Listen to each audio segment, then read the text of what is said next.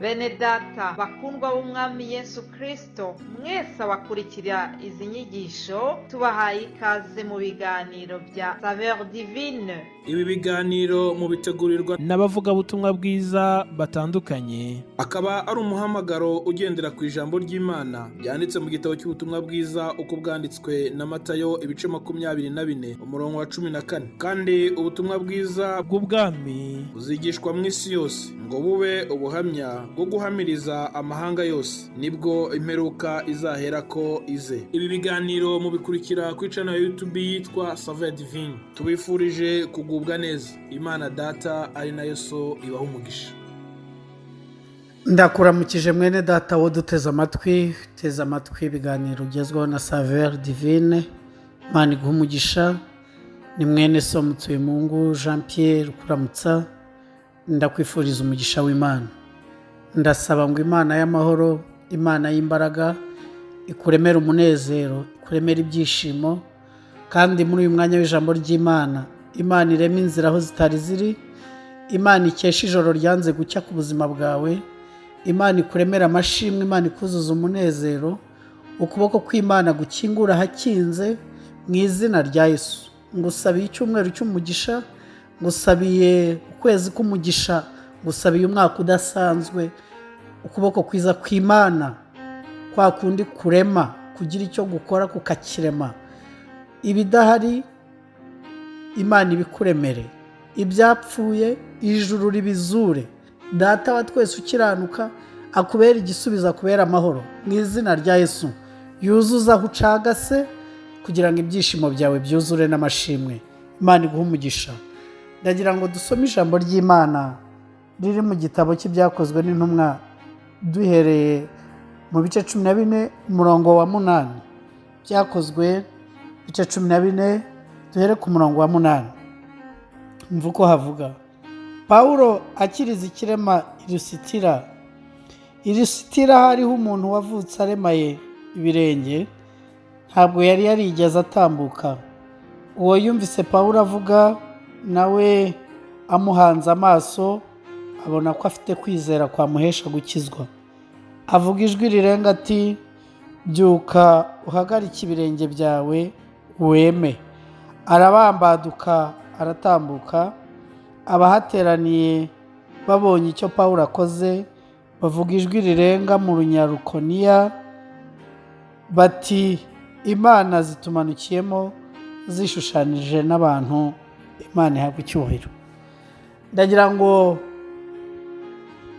turacyari mu bihe byiza bya Pentekote, aho twavuze ibihereranye no kuzuzwa umwuka wera n'imirimo y'umwuka wera n'ibitangaza by'umwuka wera. Nibyo dukomeje kuvuga. N'ubundi ni Pentekote igikomeza. Ni nayo mpamvu abahanga benshi muri teolojiya iki gitabo cy'ibyakozwe n'intumwa bacyita ibyakozwe n'umwuka, byakozwe na mwuka wera. Kubera iki? Nuko na mbere hose izi ntumwa zari zihari, ariko zitakoze ibimeze gutya. Nyuma umwami Yesu amaze kohereza mwuka wera amaze kubamanukira, nibwo bakoze imirimo, bakoreshejwe, reka mvuge ngo bakoreshejwe imirimo itangaje, ikomeye, kandi imirimo y'Imana, imirimo myiza.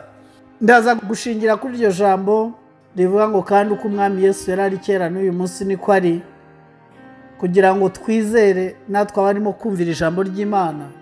Ntabwo iyi mirimo n'ibi bitangaza n'ibimenyetso turimo tubisomera abantu, tubisoma nk'amateka.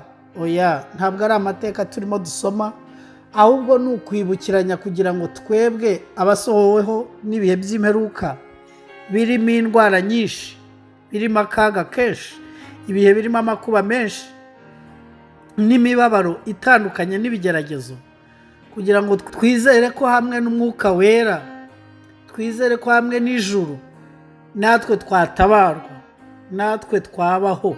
Imana ishimwe. Indwara zikomeye zihari n'izindi zirimo zaduka. Ndagira ngo matangarize ko iby'abaganga bananiwe, iby'abantu badashoboye, mu ijuru hari imbaraga z'Imana zijya zimanuka zigakora imirimo n'ibitangaza. Imana ihabwa icyubahiro. Niyo mpamvu dusomye aya makuru ari mu byakozwe n'intumwa agaragaza uburyo hari umuntu wari umaze igihe kinini, ndetse ngo si igihe kinini ahubwo niko yavutse arwaye aremaye. Bibiliya iravuze ngo ni umuntu wari utuye i Lusitira. Hanyuma uyu muntu ngo ntabwo yari yarigeze atambuka na rimwe mu buzima bwe. Ubuzima bwe ntabwo yari yarigeze atambuka kuko ngo yari amugaye ibirenge. Hanyuma rero ubwo bivuze ko ubwo atatambukaga, keretse niba hariho iterambere ry'amagare wenda ryari ryatangiye kubaho, ariko birumvikana ko abantu bamuhekaga cyangwa se batamuheka akagenza amaboko agakururuka hasi, tujya tubibona. Uko yari ari rero kose yarababaye, ariko kandi ari abamurebaga babonaga ari ibya burundu azabana nabyo kugeza apfuye, ndetse nawe ubwe ntekereza ko yari yarabyakiriye kuko ni ibintu yari yaravukanye, nubwo byari bimubabaje ariko yari yarabyakiriye. Ariko ibyo bintu yakiriye, ibyo bintu n'abandi bavuze ngo azabana nabyo iteka ryose, aza kugira umugisha aboneka mu iteraniro ririmo umugabo witwa Pawulo. Pawulo arimo avuga Imana kandi yuzuye umwuka wera. Imana ihabwa icyubahiro. Avuga Yesu, avuga imbaraga za Yesu. Ngo akivuga Yesu amuvuga neza, amuvuga uburyo yapfuye akazuka, avuga uburyo aruhura abarushye, avuga uburyo imbohe zibohoka, avuga uburyo ibirema bikira. Ngo akivuga ibyo, uwari urwaye atumbira Pawulo, ngo aramutumbira cyane mu maso, ngo akaryoherwa n'amagambo atitaye ku ndwara amaranye imyaka myinshi. Ngo ibyo Pawulo arimo avuga biramukurura, bimwereka ko hari izindi mbaraga zije kumukiza, bimwereka ko hari izindi mbaraga zije kurokora ubuzima bwe abantu baciriyeho iteka, nawe ubwe yari yarabwakiriye. Ndagutangariza ko mu ijuru hari imbaraga zijya zimanuka zigakuraho ibyo abantu bakwatuyeho bibi, zigakuraho ibyo wakiriye ubana nabyo bibi. Ijuru rijya rikora surprise, rijya rimanuka rikagutungura, rikakunezeza. N'ubu ndagusenyeye ngo Imana igukorere bikunezeza, n'ubu uri gutunguza ibyiza. Tukivuganira ijambo ry'Imana, Imana ikugirire neza. Ngo hanyuma ngo Pawulo yitegereje uwo muntu wari urwaye, ngo abona ijambo ry'Imana ryamuremyemo kwizera, ngo kandi uko kwizera kwamuhesha no gukira. Imana ihabwa icyubahiro. Bibiliya niyo ivuga ngo bakwizera bate batabwiwe. Ntabwo umuntu ashobora kwizera atabwirijwe, ariko iyo umuntu yumvise ijambo rya Kristo rizana kwizera muri we, rikazana kwizera, rikazana kwihana, rikazana kwakira ibitangaza. Nubwo ibitangaza atari byo bizana agakiza, ariko byerekana aho Yesu ari. Haleluya. Byerekana imbaraga z'Imana. Niyo mpamvu Yesu yajyaga abikora, agavuga ngo nimutizezwa n'ibyo mvuga, ariko mwizezwe n'ibyo nkora. Hari abantu bakugose bazizera ari uko hari ibintu byakoretse ku buzima bwawe. Imana y'amahoro ikugirire neza. Hanyuma ngo abwira uwo muntu wari uremaye ngo haguruka, ngo nakarabambaduka ahagarara ku birenge bye. Abantu ngo baratangara, baravuga ngo Imana zitumanukiyemo zishushanije n'abantu. Imana y'amahoro ikwiyereke muri iri jambo ry'Imana. Imana igukoreho indwara umaze igihe kinini urwaye, ibibazo umaranye iminsi, amakuba akomeye ufite, amadeni, buri situwasiyo yose uhagazemo, umucyo w'ijuru muri cyahari umwijima, wakira imirimo y'Imana, wakira ibitangaza by'Imana idahinduka.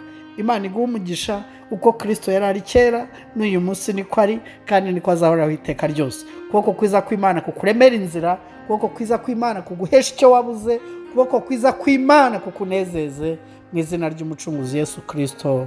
Amen, amen.